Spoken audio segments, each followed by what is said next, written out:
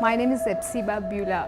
Before I was a Hindu girl doing a lot of idol worship, and I was like completely a traditional girl, like accepting what father says, what elder says, and I was used to respect all those things.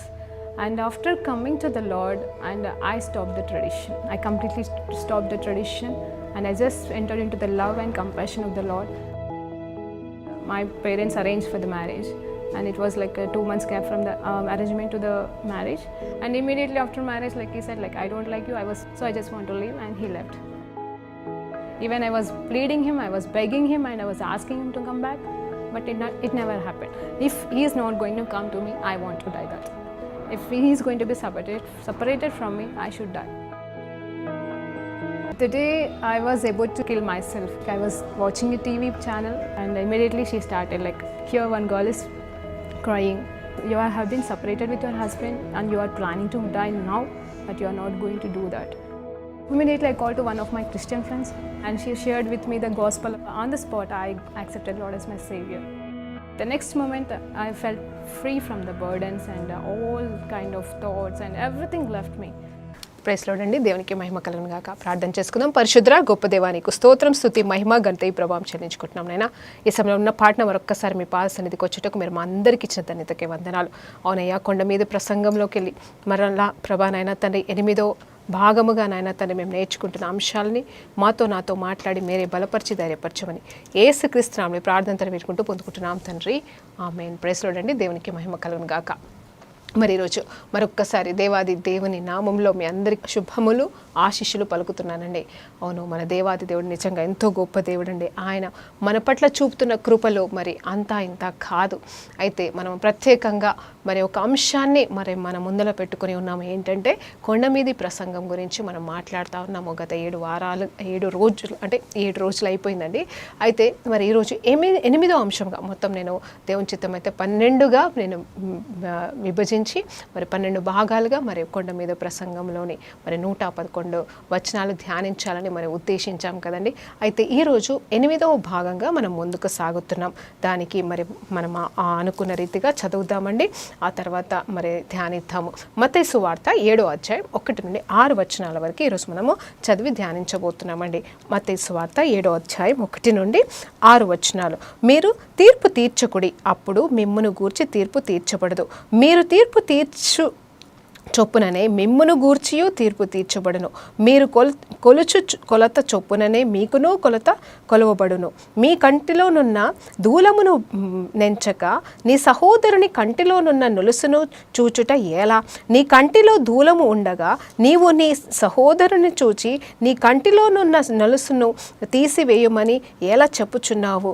వేషధారి, మొదట నీ కంటిలోనున్న దూలమును తీసివేసుకొనుము, అప్పుడు నీ సహోదరుడని కంటిలోనున్న నలుసును తీసివేయుటకు నీకు తేటగా కనబడును. పరిశుద్ధమైనది కుక్కలకు పెట్టకుడి, మీ ముత్యములను పందుల ఎదుట వేయకుడి.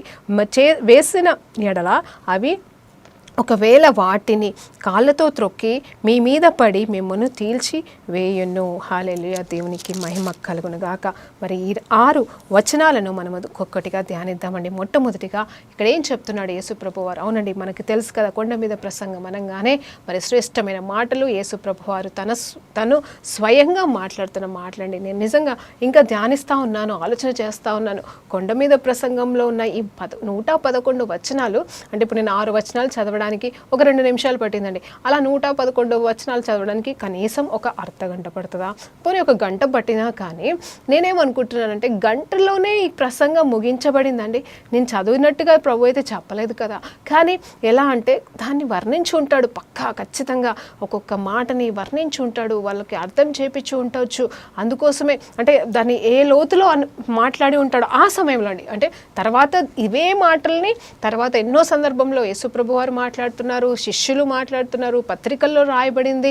అలా ధ్యానించుకుంటూ వెళ్తే మరి ఎన్నో సందర్భాలలో ఇవే మాటలు పదే మరి వస్తూ ఉంటాయి. మనం కూడా మాట్లాడుతూ ఉంటాము. అవే మనకి క్రైస్తవ పునాది అని కూడా మనం చెప్పుకుంటున్నాం కదండి. ఇవే మాటలు నిజమండి. అయితే ఈరోజు ఈ ప్రత్యేకమైన అంశంలో మనం ఏంటంటే తీర్పు తీర్చకుడి అనే మాట. అంటే తీర్పు తీర్చొద్దంట. ఎవరిని తీర్పు తీర్చకూడదు, ఎలాంటి వారిని తీర్పు తీర్చకూడదు అనేది మనము అంశంలో నేర్చుకుందాం. అవునండి, మరి గతంలో మరి కొన్ని సందర్భాలని బట్టి, కొన్ని వచనాలని బట్టి మరి ధ్యానించినప్పుడు మరి తీర్పు గురించి నేను కూడా కొన్నిసార్లు మాట్లాడడం అనేది జరిగింది. మరలా ఈరోజు మనం ఈ టాపిక్ని ఉద్దేశించి మాట్లాడుతుంటుండగా మరి దేవుని చిత్తం అయితే మరి కొత్త కొత్త విషయాలు దేవుడు మనకి బోధించును గాక. అయితే పరిశుద్ధాత్మ దేవుడే మనకి సహాయము చేయనుగాక. అయితే మీరు తీర్పు తీర్చకుడి, అప్పుడు మిమ్మల్ని కూడా ఎవరు తీర్పు తీర్చరు అని అంటున్నాడు. అంటే ఇక్కడ మీరు తీర్పు తీర్చారనుకో తీర్పు తీర్చబడుతుంది. ఒకవేళ మీరు తీర్పు తీర్చలేదు అంటే తీర్చకండి, మీరు తీర్పు తీర్చకండి. ఎవరినైనా సరే, మీ ఎదుటి వాళ్ళని కావచ్చు, మీ పైన అధికారులనే కావచ్చు, మీ కింద పనిచేస్తున్న వారిని కావచ్చు, తోటి వారినే కావచ్చు, ఎవరిని కూడా తీర్పు తీర్చదు. వీళ్ళు ఇలాంటి వాళ్ళు, అలాంటి వాళ్ళని. అవును, న్యాయస్థానం అయితే తీర్పు తీర్చేస్తుంది. నిజమో అబద్ధమో మరి న్యాయమో ఏదో ఒకటి ఫైనల్ తీర్పు అయితే వస్తుందండి. అది ఎంతవరకు కరెక్ట్ అనేది మరి అది వాళ్ళకే తెలుస్తుంది. అలాగే ఇప్పుడు మనం చూసిన వారిని బట్టి మరి తీర్పు తీర్చకూడదు. ఆలోచన చేసి వారికి తీర్పు ఇవ్వచ్చేమో, కానీ మరి ఉన్న పాటను కూడా మనం తీర్పులు తీర్చడానికి లేదు. ఒకరిని మాటల్ని బట్టి మనం తీర్పు తీర్చకూడదు. ఒకరి పరిస్థితిని బట్టి, వారి స్థితిగతులను బట్టి, వారు ఉన్న మరి పరిస్థితులను బట్టి వాళ్ళు ఇలా ఎందుకున్నారు, అందుకే ఉన్నారని తీర్పు తీర్చకూడదు. ఎందుకంటే ఉదాహరణ చెప్తున్నాను, ఎందుకు తీర్పు తీర్చకూడదు అంటే, ఇప్పుడు తీర్పు తీర్చితే మీకు మీరు కూడా తీర్చబడతారు. అంటే ఎట్లా తెలుసా అండి, మీరు ఒకవేళ ఎవరినైనా దొంగతనం విషయంలో తీర్పు తీర్చారనుకో, ఎవరైనా దొంగతనం నిందలేసారనుకోండి, నింద అనేది కూడా వర్తిస్తుంది ఇక్కడ. అయితే మీరు అన్నప్పుడు ఏమవుతుంది తెలుసా అండి, మీకు కూడా అదే సేమ్ వస్తుందండి. ఏం వెతుతారు అది కోస్తారంటారు కదండి, ఆ రీతిగానే వస్తుందని మరి ఇక్కడ దేవాది దేవుడు మాట్లాడుతున్నాడు. అయితే మీరు తీర్పు తీర్చు చొప్పుననే మీకు తిరిగి వస్తుందంట. అమ్మో, ఎలా నువ్వు ఎట్లా తీర్పు తీరిస్తే నీకు అట్లనే తిరిగి వస్తుందంట. అంటే వాళ్ళ దగ్గర నుండి రాకపోవచ్చు, వాళ్ళేమి నీ మీద పగా ప్రతీకారం తీయకపోవచ్చు, కానీ దేవాది దేవుడు చూస్తున్న దేవుడు. మరి ఆయన కనులైతే మరి మూతపడి లేడు, ఆయన చెవులైతే మూసుకొని లేడు. ఆయన ఖచ్చితంగా ప్రతిదీ లోకంలో ప్రతి ఒక్కరి జీవితంలో జరుగుతుంది. ఆయన చూస్తున్నాడు, హృదయ స్థితులను ఎరిగి ఉన్నాడు. ఎవరు ఏం మాట్లాడుతున్నారో అక్కడ పరలోకంలో లెక్కించబడుతుందంట, అంటే గాలిలో రాయబడుతుందంట అని చెప్తా ఉంటారు. అలాగే మరి ఇక్కడ చూస్తే మరి ఇక్కడ ఏ తీర్పు ఎట్లా తీర్చబడుతుంది అనేది కూడా క్లియర్గా చెప్తున్నాడు. ఏంటంటే ఒకవేళ మీరు ఎవరినైనా ఏ రకంగా అయినా ఏ విధంగా అయినా తీర్పు తీరుస్తే మీరు కూడా అదే రీతిగా, అదే కోణంలో, అదే పద్ధతిలో తీర్పు తీర్చబడతారు అని చెప్పేసి వాక్యం చెప్తుంది. తర్వాత చూస్తే మరి ఇంకా ఎన్నో మాట్లాడొచ్చండి. అయితే నీ కంటిలో ఉన్న దూలమును చెప్తున్నాడు. ఇక్కడ ఒక వ్యక్తితో మాట్లాడుతున్నాడు, మనతో మాట్లాడుతున్నాడు. నీ కంటిలో ఉన్న దూలమును అంటే నీ కంటిలో ఒక పెద్ద అడ్డంగా ఏదన్నా అడ్డం ఉంటే అది తీసుకో ఫస్ట్. మరి తీసుకోకుండా ఇక్కడ చూడండి ఏమంటున్నాడు, ఇంకా అది తీసుకోకుండా నీ ఎదుటి వారి కళ్ళల్లో ఉన్న చిన్న నలుసు, అంటే చిన్న నలుసు ఏముందండి, పోతుంది. అదే పెద్ద దూలం లాంటిది కళ్ళలో ఉంటే ఇంకేమన్నా అంటే అడ్డం అనమాట. ఇక్కడ కంటిలో దూలమని కాదు, కంటిలో నలుసని కాదు, కానీ ముందు నిన్ను నువ్వు సరి చేసుకో. ఇప్పుడు తీర్పు తీర్చే వాళ్ళు ఏం చేస్తారంటే, నువ్వు ఇలా చేసావు, అలా చేసావు కాబట్టి ఇట్లా ఇది కరెక్ట్ కాదు, అదా కరెక్ట్ కాదని అక్కడితో వదిలేరు. వాళ్ళు ఏం చేయాలో కూడా సలహాలు ఇస్తారు, ఉచిత సలహాలు అంటారు కదా, ఏదో చేయమని సలహాలు ఇస్తూ ఉంటారు. ముందు నీ విషయంలో నువ్వు సరి చేసుకుని నిజంగా నువ్వు ఆ విషయంలో ఆ ఏరియాలో నువ్వు కరెక్ట్గా ఉంటే అప్పుడు అవతల వారిని తీర్పు తీర్చు. కానీ దానికంటే ముందుగా నువ్వు మారకుండా నీలోనే తప్పులు పెట్టుకొని అవతల వారిని తీర్పు తీర్చడానికి లేదని నేను చెప్తున్నానండి. అంటే నేను కాదు, ఇక్కడ దేవాది దేవుడు చెప్తా ఉన్నాడు. అయితే మీరు వేషధారి అని దేవుడు చెప్తున్నాడు. చూడండి, వేషధారిగా దేవుడు మాట్లాడుతున్నాడు అక్కడ. ఓ వేషధారి అంటున్నాడు. ఎవరు ఒకవేళ నువ్వేమైనా తీర్పు తీర్చావేమో, నేనేమైనా తీర్పు తీర్చానేమో. మరి దేవుడు చెప్తున్న మాట ఏంటంటే, ఓ వేషధారి, మరి ముందుగా నీ కంటిలోని ఆ దూలమును తీసివేసుకొని ఆ తర్వాత ఎదుటివారి గురించి ఆలోచన చేయంటున్నాడు. వేషధారి అంటే ఏంటి తెలుసా అండి, నటన, హిపోక్రసీ అంటే నటించేవాడు. పైన ఒక రకం, లోపల ఒక రకం అంటారు కదండి. ఓ మనిషికి 2 కోణాలు 3 కోణాలని మాట్లాడుకుంటూ ఉంటాం కదా. సో ఈ మనిషి ఎవరంటే, ఈ వేషధారులు ఎలాంటి వాళ్ళు అంటే నటించే వాళ్ళు. పై నటన అంతా అంటే లోపల మంచి ఉండదండి, కానీ పైకి మాత్రం మంచివారిగా నటిస్తూ 10 మందిని ఇంప్రెస్ చేసే వాళ్ళని వేషధారణ అంటారు. సరే, మనుషుల దగ్గర మరి మనం ఎంతకాలం నటిస్తామో నాకు తెలియదు, కానీ దేవుని ఎదుటైతే మనం నటించలేమండి. అందుకే ఒక మాట గుర్తొస్తుంది, నటించే వాళ్ళు ఎంతవరకు నటిస్తారండి? ఆలోచన చేస్తారా మీరు? నటించే వాళ్ళు ఎంతకాలం నటిస్తారు అంటే కొంతకాలమే నటించగలరు, మేబీ 1 నెల, 1 సంవత్సరం, అంటే ఎవరైనా గుర్తుపట్టే విషయంలోనే కావచ్చు. కొన్ని రోజులు వాళ్ళు నటించగలరు, కానీ జీవితాంతం అయితే నటించలేరు. ఆ రకంగా మనం వాళ్ళు వేషధారులా, మరి మెంచోళ్ళ, చెడ్డోళ్ళ తెలిసిపోతుంది. ఆ తర్వాత చూస్తే మరి ఇక్కడ ఈ కంటిలో ఉన్నదానికంటే ముందుగా అవతల వాళ్ళ గురించి ఆలోచన చేస్తున్నావు, కానీ ముందు నీ కళ్ళతో ఉన్న దూలంని తీసివేసుకో. అంటే నీలో ఉన్న మచ్చలు తీసివేసుకో, నీలో కరెక్షన్స్ చేసుకో. చాలామంది భార్యాభర్తల విషయంలోనే కావచ్చు, మరి ఎక్కడ చూసినా కానీ మరి ఆ ఇద్దరు ముగ్గురి మధ్యలో సంభాషణ జరిగినప్పుడు కానీ వాదించుకుంటూ ఉంటారు, నేనే కరెక్ట్ అని. అవును, నువ్వే కరెక్ట్ కావచ్చు, కానీ అవతల వాళ్ళు కూడా కరెక్ట్ ఉండొచ్చు కదా. మరి ఒకటే సిచ్యువేషన్లో ఇద్దరు కరెక్ట్గా ఉండలేకపోవచ్చు, కానీ వాళ్ళ ఆలోచనలు కూడా కరెక్టే అయి ఉండొచ్చు కదా. కానీ నేనే గెలవాలి అనే తలంపుతో కూడా కొంతమంది జీవిస్తూ ఉంటారు. సరే, గెలవకపోవడం అక్కడ ప్రాముఖ్యం కాదు, కానీ తీర్పు తీర్చడం గురించి నేను మాట్లాడుతున్నాను మరొక్కసారి. మరి నిజం చెప్పాలంటే నా జీవితంలో కూడా ఇలాంటివి నేను ఎన్నో అనుభవించాను. అంటే నింద అని చెప్పొచ్చు, తీర్పు అని కూడా చెప్పొచ్చు ఈ విషయంలో. అయితే నేను అనుకునే రీతిగా మరి ఒకసారి ఒక సందర్భంలో నా మీద దొంగతనం నింద పెట్టేశారండి. నేను ఆ దొంగతనం నింద పెట్టినప్పుడు నాకు తెలుసు నేను తీయలేదని. నేను రక్షణ పొందుకున్న కొత్త కాలం అండి. అంటే అప్పుడే రక్షణ పొందుకున్నాను, కొన్ని నెలలు కూడా కాలేదు. నేను ఏదో నా బాధల్లో, నా వేదనలో నేను దేవుని వెతుక్కుని మరి అంటే దేవుడు నా దగ్గరికి అయితే వచ్చాడండి. నేను దేవుళ్ళు ఎదుగుతూ నా మట్టుకు నేను బ్రతుకుతున్న సమయంలో అనుకోని రీతిగా నా పైన మరి ఒక దొంగతనము నింద పెట్టి ఉన్నప్పుడు నేను ఏం చేయాలో తెలియని పరిస్థితుల్లో మరి అక్కడ నాకు మాట్లాడే వాళ్ళు లేరు, సపోర్ట్ చేసేవాళ్ళు లేరు. నేను నిరూపించుకోవడానికి కూడా నాకు అక్కడ ఏ అవకాశము లేదు. కాబట్టి నేనేం మాట్లాడకుండా మరి అక్కడ నుండి బయటకు వచ్చేసాను. కానీ దేవాది దేవుడు నా పట్ల ఏమి కృప చూపించాడంటే, నేనైతే వాళ్ళని తీర్పు తీర్చలేదు, ఇది అబద్ధమని నేను పోట్లాడలేదు. వాళ్ళైతే నా మీద మరి దొంగతనము నింద వేసేసి ఉన్నారు. కానీ కొన్ని సంవత్సరాల తర్వాత నాకు తెలిసినది ఏంటి అంటే, ఎవరైతే నా పైన దొంగతనం ముద్ర వేసి ఉన్నారో వారికి పిల్లలే పుట్టలేదు, పెళ్ళైపోయింది, పిల్లలు పుట్టలేదని చెప్పేసి వేదన పడుతూ మరి ఆ కష్టంలో అనుభవిస్తున్న సమయంలో మరి దేవాది దేవుడు నాకు చెప్పిన మాట ఏంటంటే, ఎందుకు ప్రభువా వారికి ఎందుకు అంటే ఆ వ్యక్తికి ఆమెకి ఎందుకు పిల్లలు పుట్టలేదు అన్నప్పుడు, నీ మీద వేసి నా నిందకి నేను ప్రతీకారం తీర్చుకున్నాను. అమ్మో, నాకు భయం వేస్తుందండి నిజంగా. అందుకే ఇప్పటికీ కూడా భయపడతాను ఎవరినైనా తీర్పు తీర్చాలంటే. అంటే గద్దిస్తానండి.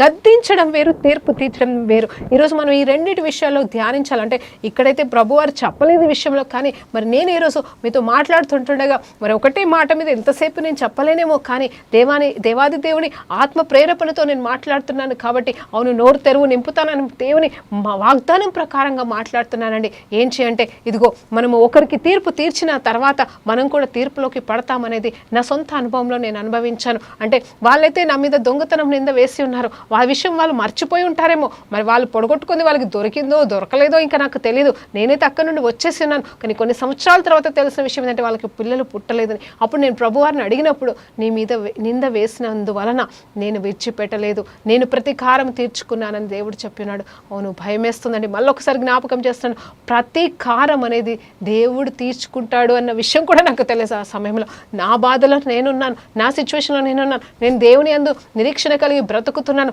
అప్పుడే క్షమాపణ గురించి నేర్చుకుంటూ అవతల వ్యక్తుల్ని క్షమించేసి నేను వారి మీద ఎలాంటి పగా ప్రతీకారం పెట్టుకోకుండా బయటకు వచ్చేసి మర్చిపోయి నేను బ్రతుకుతుంటే, దేవాది దేవుడు నా ముందుకు తీసుకొచ్చి మరి సిచ్యువేషన్ని చూపించి 6 సంవత్సరాలు అనుకుంటారు, 6 సంవత్సరాల తర్వాత మరి నేను విన్న మాట, పిల్లలు పుట్టలేదు. నిజంగా దేవుడు తన గర్భాన్ని మూసేసినట్టుగా. అవును, మరి ఈవెన్ అబ్రాహం సారా విషయంలో కూడా వారిద్దరిని మరి ఆ సారమ్మని మరి చెరపట్టిన తర్వాత, అంటే పెళ్లి చేసుకోవాలని ఉద్దేశించిన అబీమెలెకు విషయంలో కూడా మరి అలాంటిదే జరిగిందండి. అంటే వాళ్ళ గర్భాలన్నీ కూడా మూయబడినాయి. అబ్రహాం ప్రార్థన చేస్తేనే కానీ మరి అక్కడ మరి ఆ గర్భాలు తెరవబడలేదు. నేను అనుకున్నా, నేనంతే సారమ్మతో పోల్చుకునేంతదని కాదు, ఆ విషయాలు నాకు తెలియదు, ఆ సత్యము నాకు తెలియదు. కానీ మనం వదిలిపెడితే, మనం దేవునికి అప్పచెప్తే, నేను అప్పచెప్పడం కూడా అప్పచెప్పలేదు, వదిలేసి వచ్చేసాను. కానీ దేవుడు విడిచిపెట్టలేదని. ఇలాగే దేవాది దేవుడు తీర్పు తీర్చినట్ట కాదా అంటే, తీర్పు తీర్చినట్టే. అందుకే భయపడాల్సిన వరంగా మనం ఉన్నాం. అవును, తీర్పు తీర్చడము ఒకటి, మళ్ళీ తర్వాత సరిచేయడం వేరండి. మళ్ళీ నువ్వు తప్పు చేశావు అని సరిచేయాలి, అది అవసరమే. కానీ తప్పు చేయకపోయినా మరి వాళ్ళని కావాలని తీర్పు తీర్చేసి వదిలేస్తే మాత్రం మరలా అది ఉల్టాగా మన మీదకే వస్తుందని నేను చెప్తున్నానండి. అయితే అక్కడ ఆ తర్వాత నేను ప్రార్థన చేసి ఉన్నాను. అంటే వాళ్ళతో పర్సనల్గా నేను మాట్లాడలేదు, కానీ మరి దేవుడిచ్చిన అవకాశాన్ని బట్టి ప్రభా క్షమించేసేయా, మరి నేనైతే వదిలేశాను కదా, నాకేమన్నా సంతోషమా, ఇప్పుడు ఆమెకి పిల్లలు పుట్టకపోతే నాకేమన్నా సంతోషమా తండ్రి అని ప్రార్థన చేసినప్పుడు దేవుడు అద్భుతమైన రీతిగా మరి తన గర్భాన్ని తెరిచి ఉన్నాడు. అందుని బట్టి కూడా నిజంగా దేవునికి మహిమ కలుగును గాక. దేవాది దేవుడు అంటే ఆమెకి తెలిసిందో లేదో అందునిమిత్తమే అని ఆమెకి తెలిసిందో లేదో నాకు తెలియదు, కానీ ఆమె విషయంలో దేవుడు గర్భాన్ని మూసిన దేవుడు, తర్వాత ప్రార్థన చేయగా గర్భాన్ని తెరిచిన దేవుడు. ఇదంతా ఆమెకి తెలియకుండా జరిగి ఉండొచ్చు, కానీ నేను నమ్ముతున్నాను ఏంటంటే ఏదో ఒక రోజు ఆ కుటుంబం కూడా రక్షణలోకి వచ్చి ఉంటుందని, అంటే ఇప్పటి వరకు వచ్చినట్టయితే నాకు తెలియదు, కానీ మరి వస్తుందని నేను నమ్ముతున్నానండి. అందుని బట్టి కూడా దేవునికి మహిమ కలుగును గాక. ఏదేమైనా కానీ దేవుడు ప్రతి కీడును మేలుగా మారుస్తాడు కాబట్టి వారి జీవితంలో జరిగిన ఆ కీడు తర్వాత మేలు అదంతా దేవుడైతే విడిచిపెట్టాడు కదా, దేవుడే జోక్యం కల్పించుకున్నాడు కాబట్టి దేవుడు మరలా వారి విషయంలో జోక్యం కల్పించుకొని ఆ కుటుంబానికి రక్షణ కలగాలి అనేది మాత్రం నేను ప్రార్థన చేస్తున్నాను. అంటే వాళ్ళు వేరే రాష్ట్రంలో ఎక్కడో సెటిల్ అయిపోయారు కాబట్టి నాకు వాళ్ళతో కమ్యూనికేషన్ లేదు, కాబట్టి ఇప్పుడు వాళ్ళు ఎక్కడున్నారంటే నాకు తెలియదు, కాబట్టి నేను చెప్తున్నాను అన్నమాట. వాళ్ళకి పాటికి రక్షణ వచ్చిందని నేను నమ్ముతున్నాను. అందుని బట్టి కూడా దేవునికి మహిమ కలుగును కాక. అయితే చూడండి, నీ సహోదరులలో మరి వాళ్ళలో ఉన్న చిన్న చిన్న తప్పులు లోపాలు మరి మనం గుర్తుపడతా ఉంటాం, మనం చెప్తా ఉంటాం, కానీ మనలో ఉన్నవి మరి తీసుకువేసుకోవడానికి ఇష్టపడము. మరి అందుకే బోధకులమైన మాకు డబుల్ ట్రిపుల్ తీర్పు అని కూడా చెప్పిన, ఎందుకంటే మేము బోధించినప్పుడు పాటించకపోతేనంట మేము ఎంత అంటే మరి ఈ లోకంలోనే కావచ్చు పరలోకంలోనే కావచ్చు మేము తక్కువైన వారమంట. ఒకవేళ బోధించి పాటిస్తే అంటే పాటిస్తూ బోధిస్తే మా అంత ధన్యులు లేరంట, కానీ ఒకవేళ మరి బోధిస్తూ పాటించకపోతే మా అంత దీనులు అంటే తక్కువైన వారు ఇంకొకరు లేరని చెప్తున్నారు. అంటే విన్నవారి కంటే బోధించే వాళ్ళకి మరి శిక్ష అంటే ఇదేనేమో అండి. అవును, విన్నవారు పాటిస్తారా పాటించారా అది వాళ్ళకి ఇష్టం, కానీ బోధించే వాళ్ళు కూడా పాటించవలసిన వారుగా ఉన్నాం కాబట్టి ఇప్పుడు మేము కూడా దాంట్లోకి వస్తామండి. కాబట్టి మాకు కూడా హక్కు లేదు తీర్పు తీర్చడానికి. దేవాది దేవుడు ఇచ్చిన మరి దానిని బట్టి మరి దేవునికి మహిమ కలుగును గాక.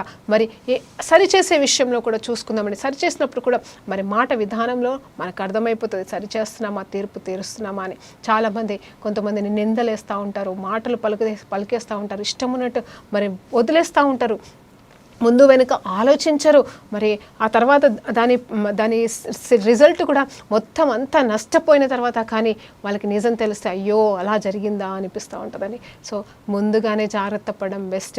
ఎందుకంటే తీర్పు తీరిస్తే అంతంలో ఏం జరుగుతుందో తెలుసా అండి. ఒకవేళ ఎవరినైనా నువ్వు వ్యర్థుడా అని, లేకపోతే నువ్వు ఇంతే పనికిరావు అని చెప్పేసి నువ్వు నిందిస్తున్నావేమో, తిడుతున్నావేమో. ఈ విషయం నేను గతంలో కూడా ఒకసారి మాట్లాడినండి ఒక ప్రసంగంలో. అయితే నేనేమంటున్నానంటే నువ్వు అవతల వాళ్ళని మరి ఇంకా పనికిరాడే కావచ్చు, సంవత్సరాల నుండి వ్యర్థంగానే ఉన్నారు కావచ్చు, ఇంకా ఏమీ మార్పు లేకపోవచ్చు, కానీ నిజమే నువ్వు చెప్తుంది నిజమే, తిడుతుంది నిజమే కావచ్చు, కానీ తీర్పు మాత్రం తీర్చకు. నువ్వు సరిచేయి, తిట్టు, కానీ అక్కడే వాళ్ళని ఆ తీర్పుకి వదిలేయకు, అంటే ఆ ఫైనల్ కన్క్లూషన్లోకి రాకు.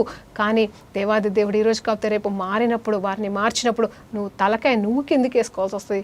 అవతల వ్యక్తి, అనిందలు పడ్డ వ్యక్తి, తీర్పు పొందుకున్న వ్యక్తి మరి తలెత్తుకోవాల్సి వస్తుంది. అది ఎంత అవమానకరమో ఒకసారి ఆలోచన చేద్దామా. కాబట్టి మనం ఎవరిని కూడా అంతం వరకు ఆగాలంట, చివరి వరకు చూద్దాం ఎవరి జీవితంలో ఏం జరగనుందో. ఇప్పుడు జరగనంత మాత్రాన రేపటి జీవితంలో వారి జీవితంలో మంచి జరగదంటారా? ఖచ్చితంగా జరుగుతుందేమో.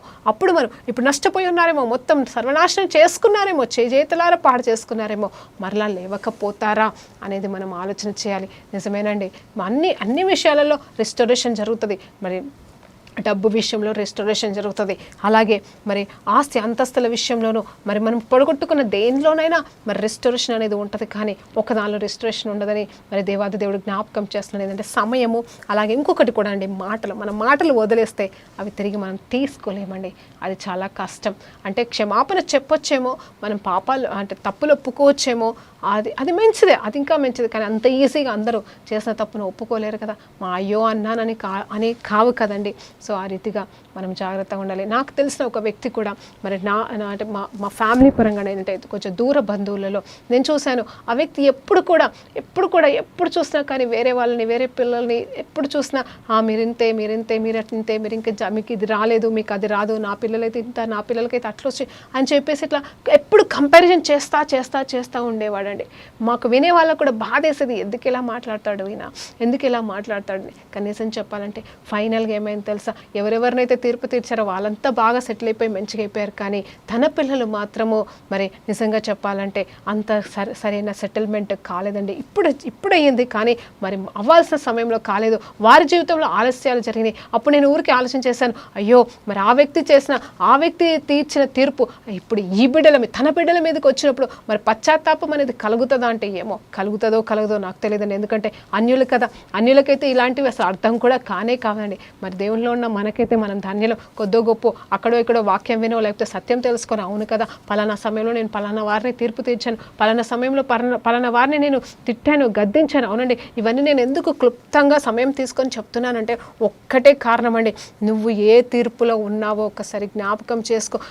తెలియకుండా నీ చుట్టుపక్కల వాళ్ళని, నీ రక్త సంబంధికులనే మరి ఎవరిని నువ్వు నిందించి ఇప్పుడు నువ్వు ఉన్న పరిస్థితికి కారణమైందో ఒక్కసారి ఆలోచించుకో. ఇప్పుడు నువ్వు కోర్టు కేసులో ఉన్నావో, మరి ఎవరిని బట్టి నువ్వు కోర్టు కేసులో ఉన్నావో, నిజమే నీకు అది జరుగుతుంది, అన్యాయం కావచ్చు, కానీ ఎవరి మీద నువ్వు వేసిన నిందని బట్టి ఈరోజు నువ్వు ఆ శిక్షను అనుభవిస్తున్నావో జాగ్రత్త సుమి. అలాగే రిలేషన్స్లో కూడా మరి బంధాలలో కూడా మనం చూడవచ్చండి ఇలాంటివి. ఎలా అంటే మరి ఒకవేళ మరి అలాగే ఆ మాటనండి, ఏం విత్తుతారో అది కోస్తారు అంటే తోటి కోడలనే కావచ్చు, లేకపోతే అత్త మామలనే కావచ్చు, లేకపోతే నీ అత్తను నువ్వు ఎలా చూసుకుంటావు అలాగే రేపు వచ్చే నీ కోడలు కూడా అలాగే చూసుకుంటుంది అన్నట్టుగా మరి ఆ రీతిగా మనకు అన్నీ తెలిసినవే అనుభవిస్తూనే ఉన్నాం కదండి, అన్నీ జరుగుతూనే ఉన్నాయి ఈ లోకంలో. అందుకేనేమో దేవుడు ప్రతిదీ కూడా క్లుప్తంగా వివరించి చెప్తా ఉన్నాడు.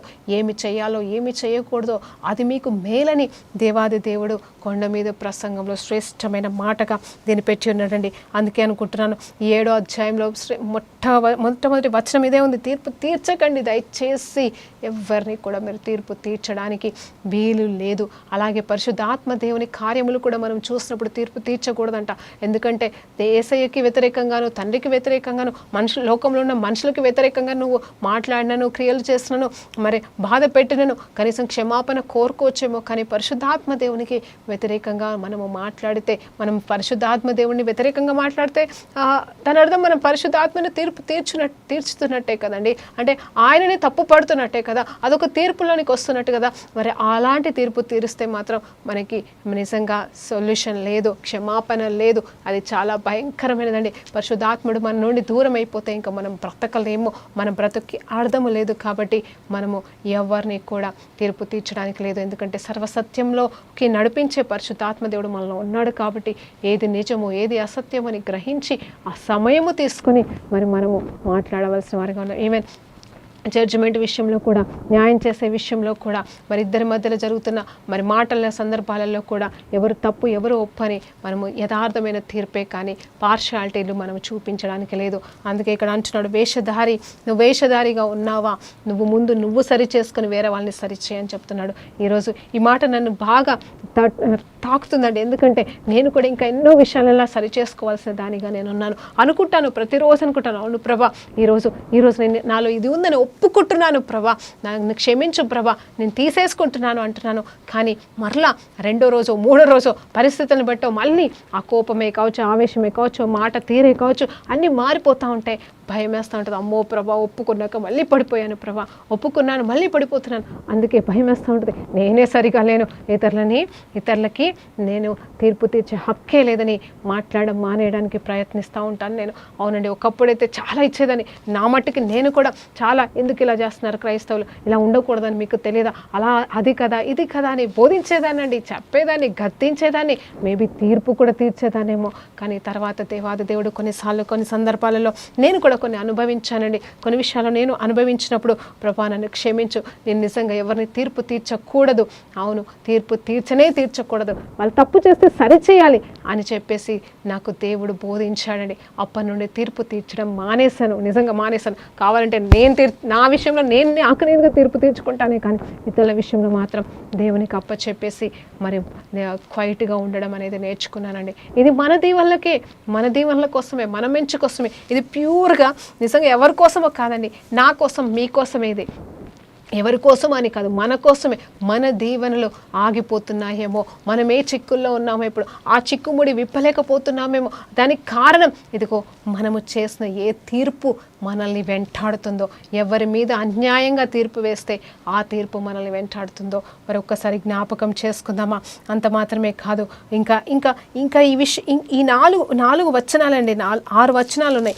6 వచనాలలో మరి తీర్పు గురించి మనం ఇప్పటివరకు మాట్లాడుకున్నాం. కొన్ని నిమిషాలు మరి పరిశుద్ధమైనవి కుక్కల 6వ వచనం అండి, పరిశుద్ధమైనది కుక్కలకు పెట్టకుడి, మీ ముత్యములను మరి పందుల ఎదుట చల్లకుడి. మరి చూడండి, ఇక్కడ కుక్కలంటే మామూలు కుక్కలు కాదు, పందులంటే మరి జంతువులు, పందులు గురించి కాదు, కానీ పరిశుద్ధమైనది అంటే శ్రేష్టమైనది. మరి మంచివి కూడా ఎవరి ముందర పడితే వాళ్ళకి చెప్పకండి, ఎవరితో పడితే వాళ్ళతో పంచుకోకండి. పంచుకుంటే వాళ్ళు కూడా తిరుపు తీస్తారు, నవ్వుతారు, ఎగతాళి చేస్తారు. దానివల్ల ఏమైపోతుంది అంటే నువ్వు క్షీణించిపోతావు, నీ విశ్వాసం సన్నగిల్లిపోతుంది. అవునా అని చెప్పేసి నువ్వు ఆ సాతాని యొక్క అబద్ధముతో మరి ఏకీభవించేసి నువ్వు చేయవలసింది నువ్వు చేయకుండా మరి ఏమైపోతావు అంటే మరి నీవు వేయవలసిన అడుగులో మరి వెనకబడిపోతావు. కాబట్టి నీ దగ్గర ఏదైతే శ్రేష్టమైనదో, సలహాలే కావచ్చు, మంచివే కావచ్చు, వినని వాళ్ళు ఉన్నారనుకోండి, చెప్పకండి, వ్యర్థము. మరి వినని వాళ్ళకి వదిలేయడమే బెస్ట్ అండి. వినని వాళ్ళని ఎంత వదిలేస్తే అంత మంచిదండి. అంటే చెప్పడం మంచిదే, చెప్పడం వరకు చెప్పండి, కానీ ఇంకా చెప్తూ పోతే మాత్రం వాళ్ళ ముందర ముత్యాలు జల్లినట్టుగానే ఉంటుంది. ఎందుకంటే పందులు ముత్యాలు చల్లితే అవేమి వారే ముత్యాలే కదా అని వాటికి విలువ ఇవ్వమండి, అవి కొరికి పడేసి తొక్కి పడేసి అని ఇక్కడ చెప్పినట్టుగా మనం ఇచ్చే మంచి సలహాలే కావచ్చు, మంచి జ్ఞానయుక్తమైన మాటలే కావచ్చు, వాళ్ళు వ్యర్థపరుచుకుంటూ ఉంటారు, వ్యర్థం చేసేస్తానండి. మన సమయం వేస్ట్ అయిపోతుంది. వాళ్ళకైతే ఏమీ ఎక్కదు, కానీ మన సమయం వ్యర్థమైపోతుంది. కాబట్టి అలాంటి వారి కోసం కేవలం ప్రార్థన చేయండి. చెప్పగలిగితే ఒకసారి 2 సార్లు చెప్పేసి వదిలేసేయండి, అంతేకాని వాళ్ళ గురించి మీరు బుర్రలు అయితే పాడు చేసుకోవద్దని దేవుని పేరిట చెప్తున్నాను. అయితే మరి వ్యర్థం చేయకండి. ఇక్కడ మరి వాళ్ళకి అవి కాళ్ళతో తొక్కడం మాత్రమే కాదు, ఇంకేమంటున్నాడు ఇక్కడ తెలుసా అండి ప్రభువారు, ఇదిగో మీ మీద చీల్చివేనంట. అంటే మళ్ళీ గొడవకు వస్తారు, నువ్వేంటి నాకు చెప్పేది, నువ్వేంటి నాతో మాట్లాడేది, నీకేం అవసరం ఉందని చెప్పేసి మనము అనవసరంగా మరి అంటే అక్కడ అన్యాయానికి పాత్రలం అయిపోతాము, మనకి కష్టం కలుగుతుంది, వారి వల్ల మనం గాయపరచబడతాము. దానివల్ల ఎవరికి నష్టం తెలుసండి, మనకేం నష్టం కాదు, కొంచెం సేపు నష్టం అనిపిస్తుంది, కానీ వాళ్ళు తీర్పులోకి వస్తారు. అవునండి, మన వల్ల మేలు జరగకపోయినా పర్లేదు, కీడు జరగకూడదు అనుకునేది ఈ విషయంలో కూడా వర్తిస్తుందండి. ఎందుకంటే మనం నీచుల జోలికి పోతే వాడు నీచ క్రియలే మన వైపు చూపిస్తాడే, కానీ మంచైతే మార్చడు. కాబట్టి నీచుడి జోలికి పోకుండా ఉంటారు, క్వైట్గా ఉండి వారి కోసం ప్రార్థన చేయడమే మంచిది. నీచుడి జోలికి పోయి ఇంకా వాడి నీచ క్రియలు మన మీద పడినప్పుడు మరి వాడికి డబుల్ త్రిబుల్ తీర్పు వస్తుంది. కాబట్టి అలాంటి వారికి దూరంగా ఉండడమే మంచిదేమో. అందుకే పందుల ముందల పరిశుద్ధమైనది చల్లకండి, కుక్కల ముందల. ఇక్కడ కుక్కలంటే ఎవరండి, ఎలాంటి వారంటే మాట్లాడే వాళ్ళే కావచ్చు, వాళ్ళు మనకి వ్యతిరేకమైన సిచ్యువేషన్స్ తీసుకొచ్చే వాళ్ళే కావచ్చు, అది ఎవరైనా సరే. అంటే అలాంటి మనుషులు ఉన్నారండి. నేను మనుషుల్ని ప్రేమించకూడదని నేను చెప్పట్లేదు, క్షమించకూడదని నేను చెప్పట్లేదు, కానీ ఇలాంటి మనుషుల ముందల మనం చాలా జాగ్రత్తగా ఉండాలి. అందుకే మన నోటిని కట్టు పెట్టేసుకోవడం బెటర్. అలా అని చెప్పేసి మనం తీర్పు కూడా తీర్చకూడదండి. ఇప్పుడు అలాంటి వాళ్ళని ఇలా చేయండి అలా చేయండి అనేది కూడా నేను తీర్పు తీర్చట్లేదు, కానీ సలహా మాత్రమే ఇస్తున్నాను. ఎందుకంటే వాళ్ళు ఈరోజు కాకపోతే రేపు మారితే అది దేవునికి మహిమ, మనకి సంతోషమే కదండి. దేవునికి మహిమ కలుగును గాక. ఈ రీతిగా దేవాది దేవుడు తీర్పు విషయంలో మనతో మాట్లాడుతున్నాడు అంటే ఆయన మాత్రమే జోక్యం కల్పించుకుంటాడండి. ఆయన మాత్రమే జోక్యం కల్పించుకోవడానికి ఆయనకే మీరు అప్పచెప్పండి. మీరు కానీ జోక్యం కల్పించుకుంటే కొంచెం న్యాయమే జరుగుతుంది. అదే దేవాది దేవుడు జోక్యం కల్పించుకుంటే మీకు గొప్ప న్యాయం జరుగుతుంది నేను చెప్తున్నాను. అంటే వాళ్ళకి అన్యాయము, వాళ్ళకి నష్టమని కాదు, కానీ నీకు మాత్రం దేవుడు ఏదో ఒక రకంగా ఏదో ఒక విషయంలో న్యాయం చేస్తాడు. అవునండి, నాకు న్యాయం చేశాడు అని నేను చెప్పను. ఆ విషయంలో నాకు వాళ్ళకి ఎవరికో పిల్లలు పుట్టకపోతే నాకు జరిగిన న్యాయం లాభం ఏమీ లేదని, కానీ కొన్ని సంవత్సరాల తర్వాత నాకు ఒక్క సత్యం అర్థమైందంటే దేవుడు నా పక్షాన ఉన్నాడని. అంటే అంత చిన్న విషయం, అది చాలా చిన్న విషయం అండి. అంటే ఆ టైంలో అది నాకు పెద్దది కావచ్చు, కానీ తర్వాత అది మర్చిపోయాను. కాబట్టి అది మర్చిపోయిన దాన్ని కూడా దేవుడు జ్ఞాపకం చేశాడంటే నాకేమర్థమైందంటే దేవాది దేవుడు మన విషయంలో మనకు సంబంధించిన చిన్న విషయాన్ని కూడా విడిచిపెట్టాడు. కాబట్టి నా పరిస్థితిలో నాకు వచ్చిన నమ్మకం ఏంటంటే జాగ్రత్తగా వినండి, నేను నా జోలికి ఎవరైనా వస్తే దేవుడు చూస్తూ ఊరుకోడు, దేవుడు నా పక్షాన యుద్ధము చేస్తాడు. ఈరోజు ఇది అండి మనం నేర్చుకోవాల్సిన మాట చివరిగా. తర్వాత ఇంకొక మాట ఏంటంటే నేను ఒకవేళ ఇంకొకరి జోలికి పోతే కూడా సేమ్ శిక్ష. అవును కదండి, సేమ్ శిక్ష. అదే కదా ఇక్కడ చెప్తా ఉన్నాడు. కాబట్టి అలాంటి శిక్షకి మనం పాత్రలము కానే కాకూడదు. అదే దేవుని చేతులు అస్సలు మనం పడకూడదని మరి దేవుని పేరిట బ్రతిమలాడుతూ ప్రార్థన చేస్తానండి. పరిశుద్ధ గొప్ప దేవానికి స్తోత్రమయ్యా. ఈ సమయంలో మరొక్కసారి మీ పాద సన్నిధికి వస్తున్నామయ్యా. మేము తీర్పు తీర్చకూడదు, ఎదుటి వాళ్ళ గురించి ప్రభా అన్యాయంగా మాట్లాడకూడదు అనే మాటలు మేము ధ్యానించున్నాం. అవును తండ్రి, ఏది కూడా ప్రభా నాయన మనుషుల ఎదుట వ్యర్థమైనది వ్యర్థమైన వారి ఎదుట ప్రభా మేము ముత్యాలు జల్లకూడదనే సత్యాలు కూడా మేము నేర్చుకుని ఉంటుండగా మాతో మీరు మాట్లాడినందుకు మీకు వందనాలు తెలియజేసుకుంటూ యేసుక్రీస్తు నామములో ప్రార్థన వేడుకుంటూ సమర్పిస్తున్నాం తండ్రి. ఆమేన్. ప్రైజ్ లార్డ్ అండి. దేవునికి మహిమ కలుగును గాక.